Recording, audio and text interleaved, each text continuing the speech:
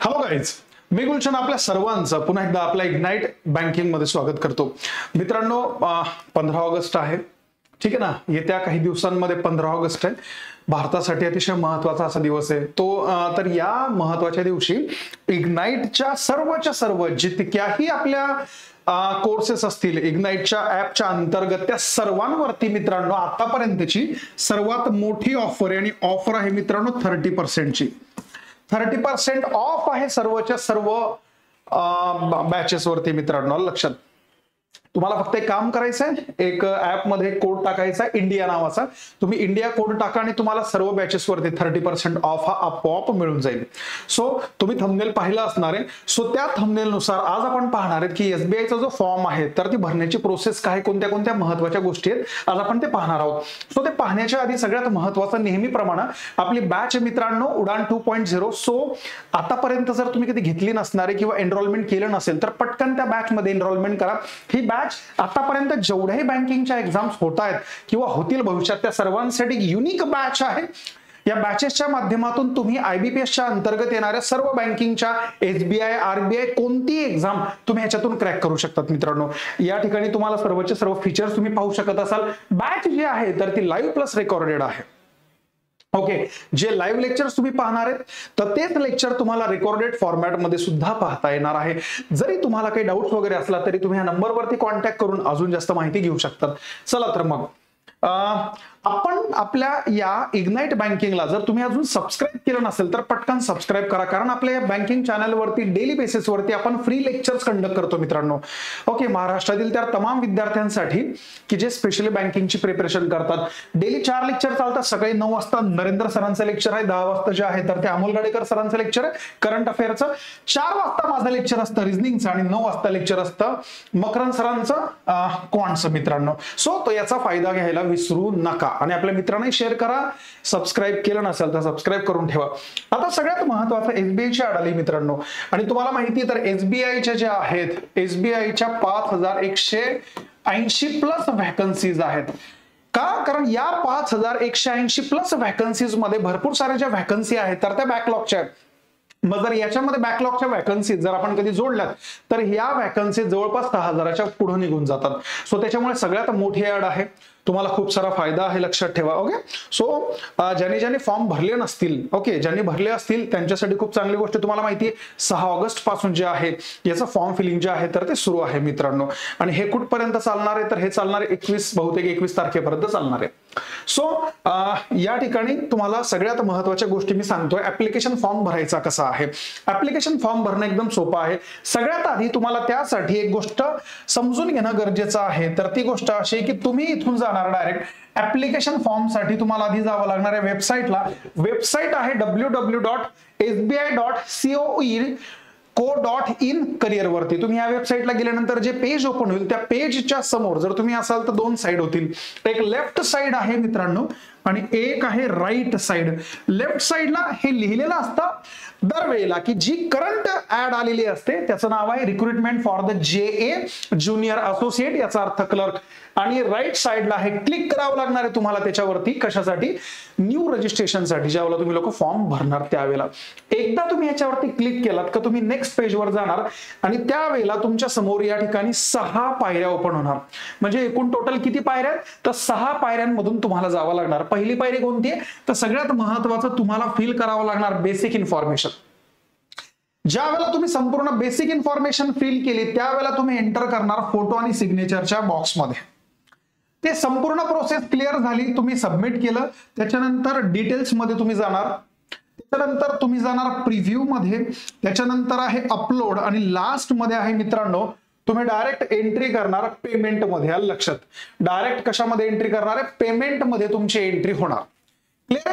चला मग आता 1 बाय 1 मी तुम्हाला सर्व ज्या गोष्टी आहेत तर त्या जरा समजावून सांगतो, व्यवस्थित जरा लक्ष देत राहा. बघा काय, ज्या वेळेला तुम्ही लोक बेसिक इन्फॉर्मेशन मध्ये एंट्री कराल तर त्या बेसिक इन्फॉर्मेशन मध्ये तुम्हाला सर्वांना आधीपासून या गोष्टी माहिती असल्या पाहिजे की तुम्हाला बेसिक इन्फॉर्मेशन मध्ये नाव लिहायचं आहे, तुम्हाला तुमचं डेट ऑफ बर्थ विचारतील आणि प्रत्येक गोष्ट तुम्हाला 2-2 वेळेस विचारणार आहेत. नाव असेल समजा माझं नाव आहे गुलशन, वडिलांचं नाव सुभाष, आडनाव बेलदार, पुन्हा बेलदार, आलं लक्षात, सेम डेट ऑफ बर्थ. त्याच्यानंतर तुम्हाला या ठिकाणी जो तुमचा परमनंट मोबाईल नंबर आहे ज्याच्यावरती सर्वच्या सर्व ओटीपी येतात, सर्वच्या सर्व नोटिफिकेशन येतात, तो टाकायचा आणि त्याच्या सोबतीला एक अल्टरनेट नंबर सुद्धा तुम्हाला पुट ऑन करायचा आहे की यदा कदाचित जर तुमचा फोन हा बंद असेल, रेंजच्या बाहेर असणार आहे, तर किमान या नंबरवरती तुम्हाला ते नोटिफिकेशन किंवा अपडेट्स आले पाहिजेत. आणि ऍट द लास्ट आहे तुमचं ईमेल आयडी. या अशा गोष्टी आहेत की या गोष्टी पुन्हा तुम्हाला चेंज करता येत नाहीत, म्हणून टाकताना व्यवस्थित या गोष्टींचा विचार करायचा आहे. त्याच्यानंतर महत्वाचं आहे, एकदा तुम्ही हा फिलअप केल्यानंतर ज्यावेळेला तुम्ही सबमिट करणार, तुम्ही पुढच्या स्टेप्स मध्ये एंट्री करणार. पुढची स्टेप्स आहे फोटो अँड सिग्नेचर, अतिशय महत्वाचा आहे. आता ज्या वेळेला तुम्ही लोक बँकिंगचा फॉर्म भरतात राजांनो, तर बँकिंगचा फॉर्म भरत असताना तुम्हाला फोटोग्राफ लागणार. फोटोग्राफ या ठिकाणी दोन प्रकारचे आहेत. एक जो आपण आपला जो फोटो काढलेला असतो लक्षात, जो आपण खिशामध्ये ठेवतो तो फोटो, त्या फोटोला तुम्हाला करायचा आहे स्कॅन. फोटो स्कॅन करताना फक्त एक गोष्ट जरा लक्षात ठेवा, असा फोटो निवडा की जो तुमचा करंट असला पाहिजे आणि बॅकग्राऊंड जे आहे तर ते डार्क भडक नको. बॅकग्राऊंड जे आहे तर ते फेंट असलं पाहिजे की जेणेकरून तुमचा फोटो जो आहे तर तो क्लीन दिसणं गरजेचं आहे. एक आहे स्कॅन फोटो, आणि ज्यावेळेला तुम्ही लोक फॉर्म भराल तर ज्या मशीनवरती तुम्ही फॉर्म भरत असाल त्या मशीनच्या साह्याने तुम्हाला एक लाईव्ह फोटो काढावा लागतो. लाईव्ह फोटो जो करंट फॉर्मॅटमध्ये आहे का, कारण करंट फॉर्मॅटमध्ये ज्या वेळेला असं असेल की ज्या वेळेला तुम्ही फॉर्म भरला त्यावेळेला तुमची दाढी असेल आणि आता सध्या असते की तुम्ही दाढी काढून टाकली असणार आहे, अशा भरपूर साऱ्या गोष्टी असतात. त्यामुळे फोटो हा कॅमेरामधून सुद्धा काढावा लागतो, मशीनमधून. महत्वाचं काय, फोटोची साईज. या ठिकाणीची फोटोची साईज आहे तर ती 4.5 सेंटीमीटर बाय 3.5 सेंटीमीटर किंवा 200 गुणिले 230 पिक्सेल किंवा 20 KB तर 50 KBच्या मध्ये असली पाहिजे. या सगळ्याच्या सगळ्या गोष्टी इक्विव्हॅलंटच आहेत. सिग्नेचर सुद्धा तुमची, आता सिग्नेचर काय करणार, सिग्नेचर काय करायचंय, कोरा कागद घ्यायचा आहे त्याच्यावरती सिग्नेचर करायची. सिग्नेचर करताना कॅपिटल लेटर्स मध्ये कोणताही सिग्नेचर न करता, एखादी अल्फाबेट असला इट्स ओके, मात्र संपूर्ण जी सिग्नेचर आहे तर ती कॅपिटल लेटर्स मध्ये नसून ती जशी तुम्ही नेहमी करत असणार, ती मराठीतून असो ती कशी असू द्या, फक्त कॅपिटल लेटर्स नको असले पाहिजेत. सिग्नेचर जे आहे तर ती कोऱ्या पांढऱ्या कागदावरती करायची आहे. आणि बऱ्यापैकी या संपूर्ण प्रोसेसमध्ये तुम्हाला दोन प्रकारची इंक वापरायला सांगितली, एक ब्लॅक आणि एक आहे ब्ल्यू. तरी सुद्धा मी तुम्हाला सजेस्ट करेल मित्रांनो, तर ब्ल्यू पेक्षा तुम्ही ब्लॅक इंकचाच वापर करावा. सो त्याच्याने सिग्नेचर करावी. त्याची जी साईज आहे तर ती 140 बाय 160 आणि त्याच्यानंतर 10 KB आणि 20 KB या दोघांमधून कुठलं तरी असलं पाहिजे किंवा दोन्ही इक्विव्हॅलंटच आहेत. या ठिकाणी महत्वाचं आहे, लक्षात ठेवा photo and sign must be in JPG और JPEG फॉर्मॅट मध्येच असली पाहिजे. तुम्ही स्वतः फॉर्म भरत असाल तरी लक्षात ठेवा, कुणाकडून भरून घेत असाल तरी सुद्धा या गोष्टी लक्षात ठेवा. ठीक आहे. सो नेक्स्ट जाऊया. आता तिसऱ्या फेज मध्ये आपण चाललोय मित्रांनो लेफ्ट थंब एक्सप्रेशन मध्ये. तुम्हाला या ठिकाणी डाव्या हाताचा अंगठा दाखवायचा आहे, दाखवायचा इन द सेन्स डाव्या हाताचा अंगठ्याचा एक्सप्रेशन द्यायचा आहे. कसं देणार, सगळ्यात महत्वाचं, on white paper with the black और ब्ल्यू इंक. एक व्हाईट पेपर घ्यायचा आहे, त्याच्यावरती ब्लॅक किंवा ब्ल्यू इंक घ्यायचा आहे. समजा डाव्या हाताच्या अंगठ्याला काही दुखापत झाली असणार आहे किंवा काही प्रॉब्लेम्स वगैरे असतील तर तुम्ही उजव्या हाताचा अंगठा सुद्धा लावू शकतात, काही इश्यू नाही.